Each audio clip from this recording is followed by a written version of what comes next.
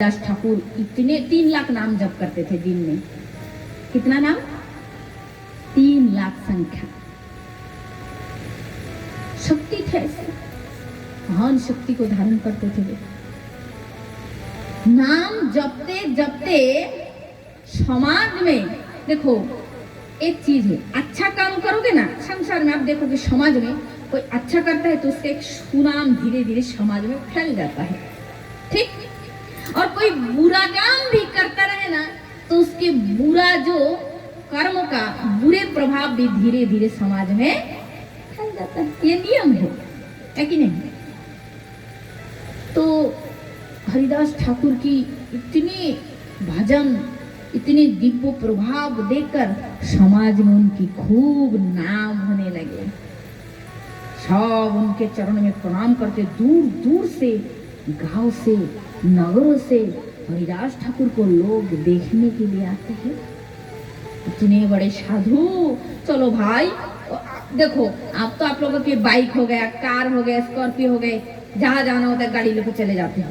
पहले जमाने में सुविधा नहीं, बहुत बहुत दूर से लोग पैदल यात्रा करते हैं, पानी फिर रास्ते के लिए चिवड़ा रोटी सब्जी ले जाते हैं, लंबा चलना है वही खाते हुए जाते थे। चलते चलते हरिदास ठाकुर के वही कुटिया में जाते थे, उनके दर्शन करते थे, प्रणाम करते थे। 2-4 ठाकुर भगवान के कथा सुन के फिर घर आते थे। ऐसे हरिदास ठाकुर के खूब नाम हुआ। अब एक दुष्ट आदमी थे वही गांव में, वही जो जंगल में बाबा रहते थे ना कुटिया बनाकर, पास में गांव था। उस गांव में एक आदमी था, रामचंद्र खा गए, टाइटल थे खा खा, रामचंद्र खा। वो आदमी थोड़ा धनी था, उसको जलन हुआ, इतना धनी पैसा वाला होकर मेरा कोई नाम नहीं, एक तो मलेच्छ जाति का है और इस बूढ़े बाबा का इतना नाम, इतना सम्मान, इसको मैं बर्बाद करके रहूंगा, इसको मैं बर्बाद करूंगा। जलन हुआ, उसने क्या किया, वो जो उल्टा नारी होते हैं ना, दुष्ट नारी, भागवत व्यासपीठ में ना उसका नाम मैं कभी नहीं लेती हूँ, 2 अक्षर वाला नाम है, जो बहुत पुरुषों के संग असत काम करते हैं। ऐसे सुंदरी थी एक लड़की, जो नचने वाली थी, उसको बोले जा तुझे पैसा देंगे, उस बाबा जी को फंसा दे, फंसा के उसको बदनाम कर दे हरिदास ठाकुर को, तो तुझे बहुत धन देंगे हम। वो साहूकार ने भेजा। अब वो नारी क्या किए, वो साल धज के गई, 16 वर्ष की कन्या थी, देखने में बहुत सुंदरी थी। वो गई कब? शाम 5 बजे, वही जंगल में कुटिया में बाबा हरिदास ठाकुर खाटो है, ज्यादा लंबा नहीं, नाटा है, बाबा भजन कर रहे, वही पे गए। शाम के 5 बजे सुंदरी गई। हरिदास ठाकुर अपने प्रत्येक दिन का नियम है 3 लाख संख्या के नाम को पर डे पूरा करना ही है।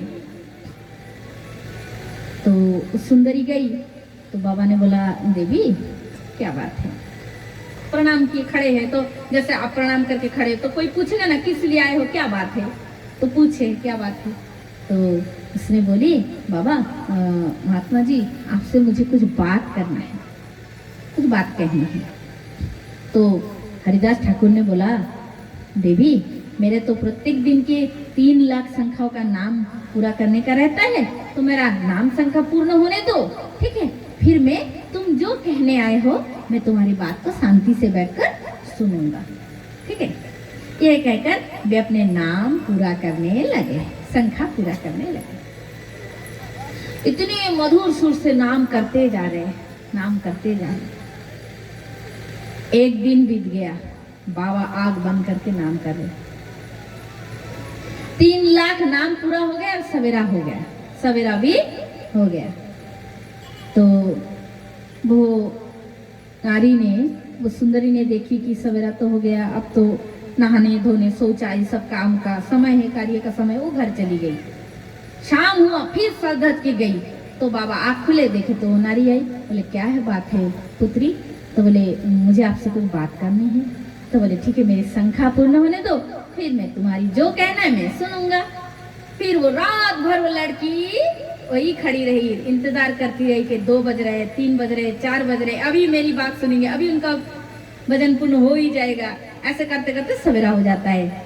फिर सवेरा होता है, फिर वो चली जाती है, स्नान करना है, शुद्ध होना है, चली जाती है घर।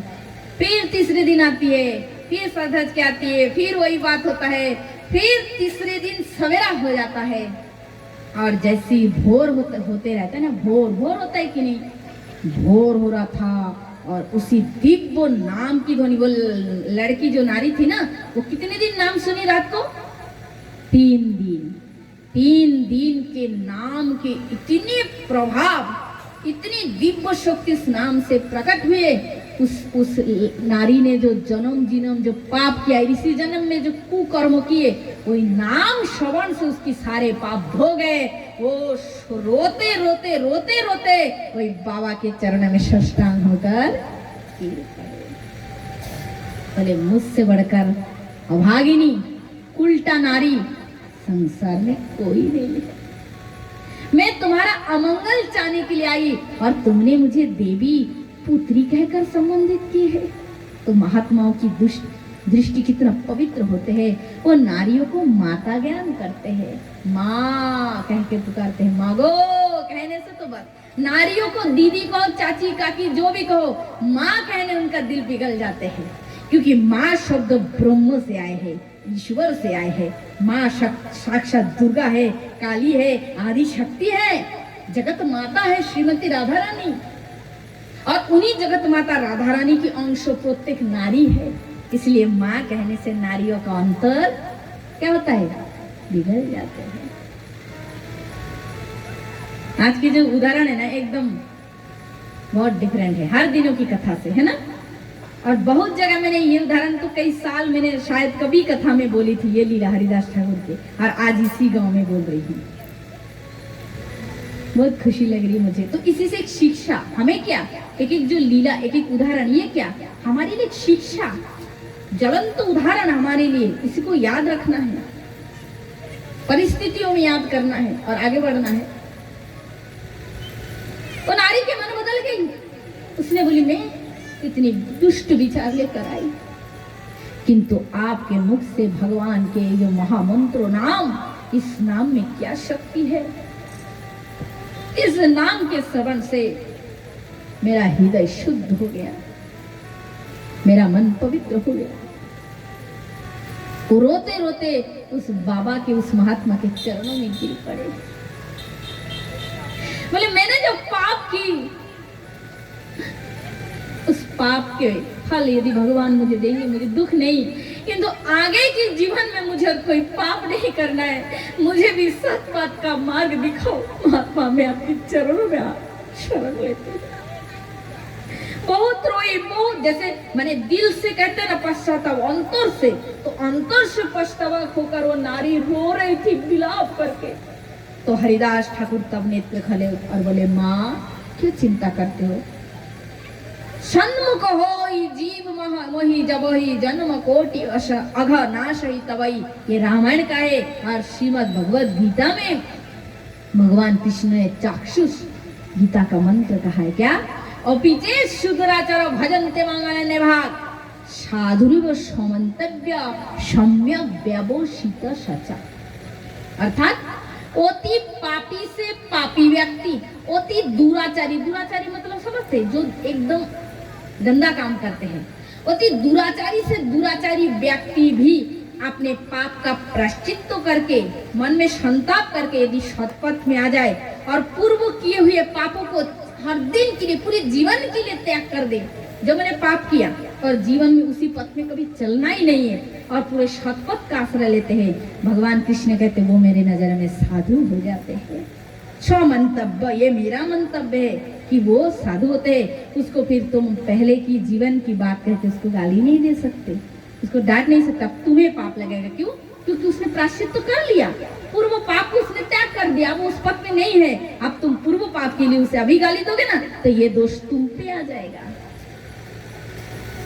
क्योंकि मनुष्य माया में चक्कर में आके भूल कर लेते हैं, जीव गलत पथ में चले जाते हैं, कि तो गलत पथ का त्याग करके जब सत्पथ पे चलते हैं ना, तो उस पाप उसमें और नहीं रहता है। भक्ति के आश्रय लेने से तुरंत पाप कट जाती है, और भक्ति के आश्रय लेने से पाप करते। भागवत में श्लोक है इसका, क्या श्लोक है? केचित केवलाय भक्तय वासुदेव परायणा अधन धनवंती कातर निहारा निहारा में भास्कर आजामिल उपाख्यान का श्लोक है ये।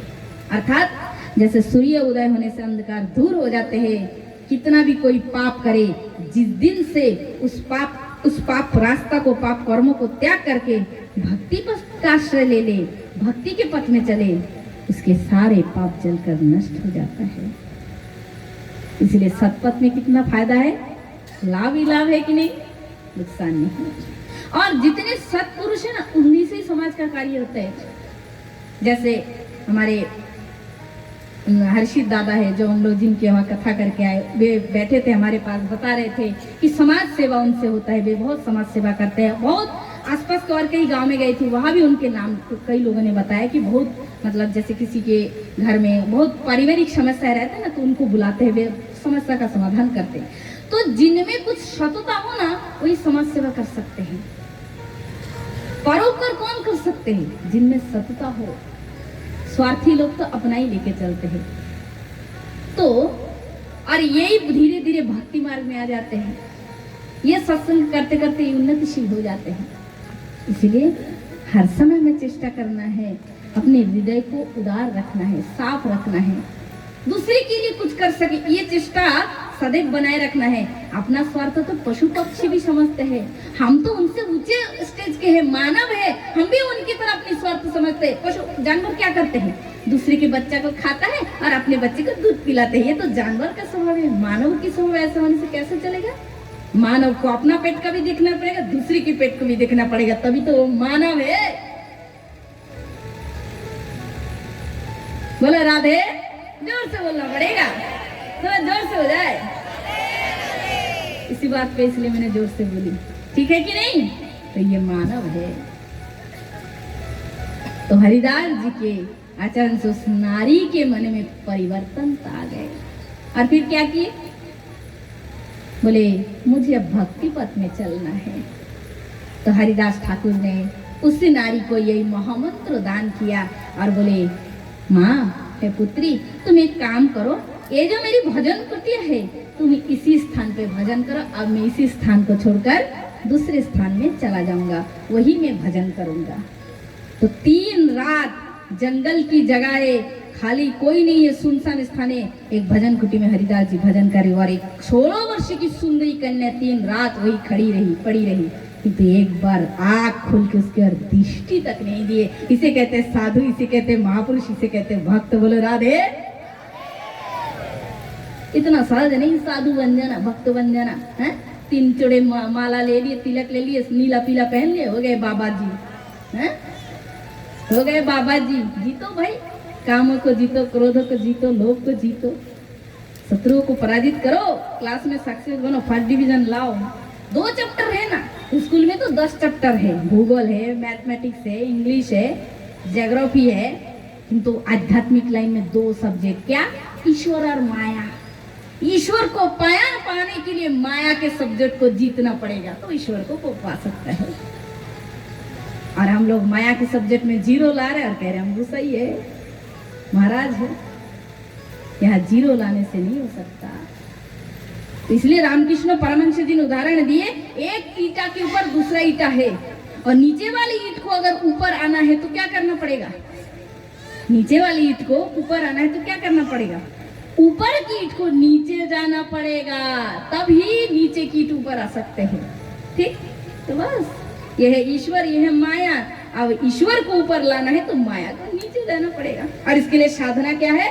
तस्मात् सर्वेषु भूतेषु दया करोतु हृदयम् आश्रम भावमुन्मत्य चतुश्चत्याद अदक्षरम् अहं सर्वेषु भूतेषु सर्वभूतेषु स्थितो सदा स्वमत अवज्ञया हर्चा सेवा भर्चा ब्रह्मणम्।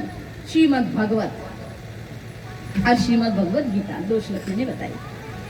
इसके लिए जीव में प्रेम, जीव में करुणा, जीव में दया, परोपकार, अपनापन, रिश्ता नहीं, संबंध नहीं, फिर भी आप मुझे अच्छे लगते हैं, यही तो प्रेम है, यही तो प्रेम है।